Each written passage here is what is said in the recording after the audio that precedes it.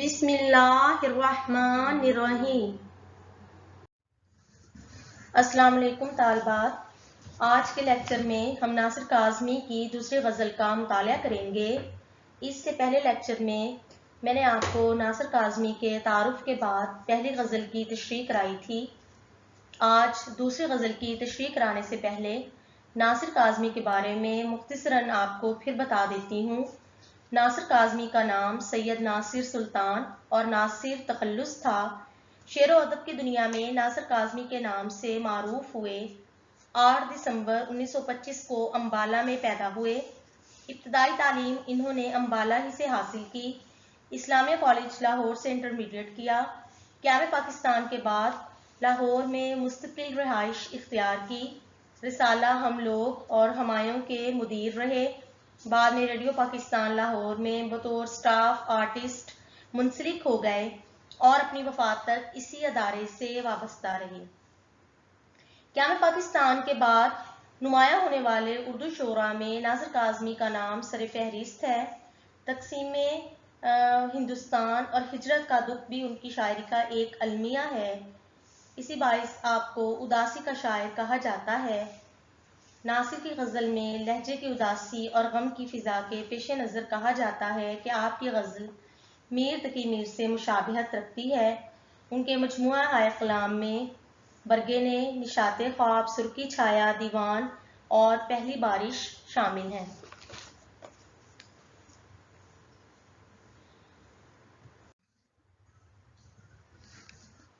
जी तालबात, नासिर काज़मी की दूसरी गज़ल हमारे सामने है। दूसरी गज़ल का मतला पहला शेर ये है। ए हम सुखन वफा का तकाजा है अब यही, ए हम सुखन वफा का तकाजा है अब यही, मैं अपने हाथ काट लूँ तो अपने होंठ सी। नासिर काज़मी ज़ेरे तशरीह शेर में अपने दोस्त से जो कि उनसे हम कलाम है उनसे कह रहे हैं कि वफा का तकाजा अब ये है कि मैं लिखना छोड़ दूँ और तुम कुछ कहने की बजाय अपने होंठों को सी लो और कुछ भी कहना छोड़ दो। यानी मैं लिखना छोड़ दूं और तुम कहना छोड़ दो, वफा का तकाजा यही है। नासिर काज़मी के बारे में हम जानते हैं कि वो दर्दमंदी और सोजो गुदाज के शायर हैं। जिस वक्त से हिंदुस्तान तकसीम हुआ उन्होंने ये मंजर अपनी आंखों से देखा। लाखों इंसानों को हिजरत करते और उनके सर तलवार से कटते देखे। एक हसास शायर के लिए यह मंजर बहुत गहराई वाला तासुर अपने अंदर समोए हुए था, इसलिए वो इस सूरत हाल से बहुत ज़्यादा मुतासिर हुए। क़याम पाकिस्तान के बाद यहाँ हिजरत करके आने वाले लोगों की आंखों में बहुत से खूबसूरत खुशनुमा ख्वाब थे। उन्होंने तवील अरसे की ग़ुलामी से निजात के बाद अपने वतन अजीज़ में आज़ादी की फ़ज़ाओं में जीने का ख्वाब देखा था। उन्होंने अपने वतन की सरजमीन की मट्टी चूमते हुए खुशहाली का और अमन की फ़ज़ाओं में सांस लेने का ख्वाब देखा था। उन्होंने वतन अजीज़ में जाकर अखुवत, मोहब्बत और भाईचारे का ख्वाब देखा था। अफसोस, सद अफसोस, ये ख्वाब शर्मिंदा ताबीर ना हो सके। फ़र्क बस ये हुआ कि पहले अंग्रेज़ हुक्मरान थे और अब अपने थे, जिन्होंने जबरो तशद्दुद और ज़्यादतियों का निशाना मुहाजिरीन को बना डाला। अब इन जालिम और जाबिर हुक्मरानों के खिलाफ आवाज़ बुलंद करना गोया इस नाम नेहाद आज़ाद सरजमीन पर अपना ही सर कटवाने के मुतरादिफ था। नासिर काज़मी ने ऐन मुमकिन है कि ये शेर अपने दौर की सियासी घुटन और हब्स के बारे में ही कहा कि जो भी हुकूमत वक्त के खिलाफ लिखता या बात करता है उसके नज़रियात हाकमान वक्त के मुफादात से टकराते हैं। और अंजाम कार क्या होता है? अंजाम कार ये होता है कि जंजीरों जिंदा उसका मुकद्दर बन जाते हैं। कैदोबंद की सोबतें एक तरफ, बाज़ औक़ात जिला वतनी की जिंदगी गुजारनी पड़ती है। जुल्म जबर वैसे भी गूंगा, बहरा और अंधा होता है। जालिम का अपना फ़लसफ़ा और अपनी मंतक होती है। वो ना किसी की बात पर गौर करता है और ना किसी की सुनना पसंद करता है। इसलिए शायर अपने हम ख्याल और हम कलाम दोस्त से मुखातिब है कि अब वफा के मायने बदल गए हैं। अब वफा यही है कि हाकिमान वक्त और साहिबान इक़्तिदार लोगों की हाँ में हाँ मिला दी जाए। ورنہ وہ تنقید برداشت نہیں کریں گے، نہ ہی ان میں وہ مادہ ہے کہ وہ تنقید برداشت کر سکیں۔ بقول شاعر، یہ کیسا دستور زباں بندی ہے تیری محفل میں، یہ کیسا دستور زباں بندی ہے تیری محفل میں، یہاں تو بات کرنے کو ترستی ہے زباں میری۔ سو تم بھی یوں کرو کہ اپنے ہونٹ سی لو، اور میں بھی یوں کرتا ہوں کہ اپنا قلم توڑ دیتا ہوں۔ اس صورتحال میں مصلحت وقت یہی ہے، بصورت دیگر کیا ہوگا؟ سچ کہنے والے کی زبان کاٹ دی جائے گی اور احتجاج کرنے والوں کو ہمیشہ ہمیشہ کی نیند سلا دیا جائے گا۔ لہٰذا وقت کے تقاضوں کو سمجھ کر قدم اٹھانا ہی دانش مندی ہے۔ فیض احمد فیض نے بھی اسی صورتحال کی طرف اشارہ کرتے ہوئے کہا تھا، ابھی باد باں کو تہ رکھو، ابھی مضطرب ہے رخ ہوا، ابھی باد باں کو تہ رکھو، ابھی مضطرب ہے رخ ہوا، کسی راستے میں ہے منتظر وہ سکون جو آ کے چلا گیا۔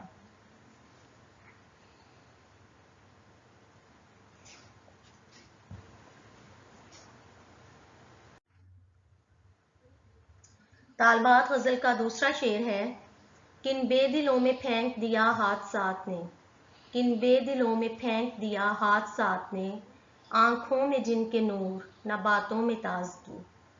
حادثات زمانہ نے کیسے بے دل بے مروت لوگوں میں لا پھینکا ہے، ان کی آنکھوں میں چمک نہیں ہے اور نہ ہی باتوں میں تازگی اور شگفتگی ہے۔ میں نے آپ کو بتایا تھا کہ ناصر کاظمی کے ہاں ہجرت کے دکھ کے علاوہ ماضی پرستی کا عنصر بھی بہت نمایاں ہے۔ اس کے علاوہ ان کے بیشتر اشعار میں اعلیٰ اخلاقی اقدار کے زوال کا ذکر ہے۔ اس کے ساتھ ساتھ وہ قحط الرجال کا ذکر کرتے ہوئے دکھائی دیتے ہیں، اور جب وہ قحط الرجال کا ذکر کر رہے ہیں تو ایک کرب کے عالم میں ہے۔ اور واقعی یہ حقیقت ہے کہ ہماری اسلامی عمدہ معاشرتی اور مشرقی اقدار جو ہمارا فخر، ہمارے لیے ترہ امتیاز، ہمارا سرمایہ حیات تھیں، بہت تیزی کے ساتھ زوال کا شکار ہوتی چلی جا رہی ہیں۔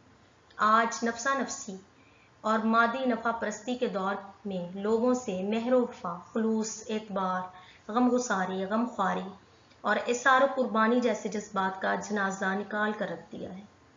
بقول شاعر، چلتے پھرتے ہوئے مردوں سے ملاقاتیں ہیں، چلتے پھرتے ہوئے مردوں سے ملاقاتیں ہیں، زندگی کشف و کرامات نظر آتی ہے۔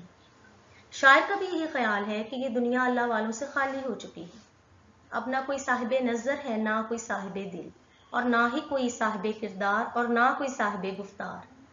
آدمیوں کی اس بھیڑ میں کوئی بھی ایسا نظر نہیں آتا جس کی آنکھوں میں نور اور روشنی ہو اور باتوں میں شگفتگی، تازگی کا احساس اجاگر۔ آج لوگ حق اور سچ کو دیکھنے سے قاصر اور محروم ہیں۔ شاعر کا اشارہ بھی معاشرے کی اسی زوال پذیری کی طرف ہے کہ زمانے کے نشیب و فراز نے یہ مجھے کس طرح کے بے حس لوگوں میں لا پھینکا ہے جن کے سینوں میں احساس نام کی کوئی چیز نہیں ہے۔ ان کی باتوں میں کسی غمزدہ اور دکھی انسان کے لیے کوئی امید، کوئی حوصلہ افزائی نہیں ہے۔ ان کی آنکھیں بصارت اور بصیرت دونوں سے محروم ہیں۔ شاعر کو دور دور تک گہری دھند دکھائی دے رہی ہے، کیونکہ یہ زمین اللہ کے نیک اور مخلص لوگوں سے خالی ہوتی جا رہی ہے۔ ناصر کاظمی اتنے انسانوں کے ہجوم میں خود کو تنہا محسوس کر رہے ہیں۔ حقیقت یہی ہے کہ آج کا انسان ہوس کا شکار ہو گیا، اسی لیے وہ صرف مشین بن کر رہ گیا ہے دل کے لیے موت مشینوں کی حکومت، ہے دل کے لیے موت مشینوں کی حکومت، احساس مروت کو کچل دیتے ہیں آلات والی صورتحال ہے۔ اس میں کسی مخلص انسان کی تلاش دیوانے کا خواب ہی ہو سکتا ہے۔ بقول شاعر، زمیں لوگوں سے خالی ہو رہی ہے، زمیں لوگوں سے خالی ہو رہی ہے، یہ رنگ آسماں دیکھا نہ جائے، یہ رنگ آسماں دیکھا نہ جائے۔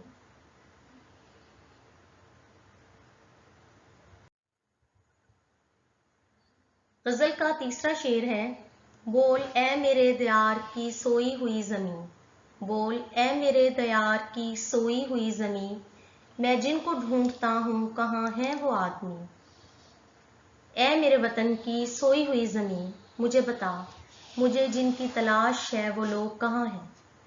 طالبات، یہ تو آپ جانتی ہیں کہ غزل کے تمام اشعار الگ الگ مضمون ادا کرتے ہیں اور ہر شعر اپنی جگہ پر مکمل ہوتا ہے۔ اصطلاح میں اس غزل کو ہم کون سی غزل کہیں گے؟ ہم اسے غزل مسلسل کہتے ہیں۔ کون سی غزل؟ جس میں شاعر ایک خاص فضا تیار کرتے ہوئے ایک ہی خیال کو غزل کے ہر شعر میں مختلف انداز میں بیان کرتا ہے۔ ناصر کاظمی کی یہ غزل اسی زمرے میں آتی ہے اور یہی چیز اس میں نمایاں ہے۔ اس شعر میں بھی وہ پچھلے شعر کی طرح ایسی ہی تلاش میں ہیں، کن لوگوں کی تلاش ہے؟ انہیں اہل دل کی، اہل درد کی، اہل نظر کی، لیکن وہ انہیں نہیں مل رہے۔ شاعر مایوسی کی انتہا پر ہے۔ اس یاسیت میں وہ میرے دیار کی سوئی ہوئی زمیں سے مخاطب ہے، یعنی اپنے وطن کی سوئی ہوئی زمین اس کا تخاطب ہے اور وہ پوچھتا ہے اس سے کہ مجھے جن لوگوں کی تلاش ہے وہ کہاں پہ ہیں، لیکن اسے دھند اور اندھیرا دکھائی دے رہا ہے۔ بقول شاعر، اندھیری رات میں ٹھوکر لگی تو یاد آئے، اندھیری رات میں ٹھوکر لگی تو یاد آئے، میری گلی میں تھے کچھ لوگ جگنوؤں جیسے۔ تھے کا لفظ بتاتا ہے کہ وہ جگنوؤں جیسے لوگ اب نہیں رہے۔ وہ خلوص، وہ محبت، وہ بے لوث چاہت سے بھرے ہوئے لوگ اب کہاں ہیں؟ کہیں ان کا نام و نشان نہیں ملتا۔ شاعر کو ان کی کمی کا شدت سے ادراک ہو رہا ہے۔ آج وہ خلوص و مروت کے پیکر فرشتہ صفت لوگ کہاں ہیں جو اخلاقیات سے متصف تھے، جو زمین پر امن کے پیامبر تھے، جن کے ہونے سے گلیاں اور ماحول پر رونق تھے؟ اے میرے وطن کی سوئی ہوئی زمین، تم ہی ان کے بارے میں بتاؤ، وہ کہاں ہیں مجھے جن کی تلاش ہے؟ خود شاعر کا اپنا شعر ہے۔ اٹھ گئے کیسے کیسے پیارے لوگ، اٹھ گئے کیسے کیسے پیارے لوگ، ہو گئے کیسے کیسے گھر خاموش۔ شاعر کو شدت سے ان لوگوں کی تلاش ہے جو خوش اخلاق، خوش گفتار اور خوش شعار تھے، دوسروں کی تکلیف پر جن کی آنکھیں آنسوں سے بھیگ جاتی تھیں، جو خوشی خوشی دوسروں کا بوجھ اٹھاتے تھے۔ وہ مسکراہٹ بکھیرتے ہوئے چہرے، وہ غمخوار اور عظیم لوگ آج اس دنیا میں نہیں، اس لیے راستے تاریک ہو گئے اور منزلیں نگاہوں سے اوجھل ہو گئی ہیں۔ گویا اس شعر میں بھی قحط الرجال ہی کا ذکر ہے، اس لیے غالب نے کہا تھا، بس کے دشوار ہے ہر کام کا آساں ہونا، بس کے دشوار ہے ہر کام کا آساں ہونا، آدمی کو بھی میسر نہیں انسان ہونا۔ آج کا لیکچر غزل کے ان 3 اشعار کی تشریح پر مشتمل ہے۔ اگلے لیکچر میں انشاءاللہ ہم اگلے 3 اشعار کی تشریح کریں گے۔ آپ انہیں اچھے طریقے سے دیکھیں، انہیں ذہن نشین کریں، انہیں لکھیں۔ اللہ حافظ۔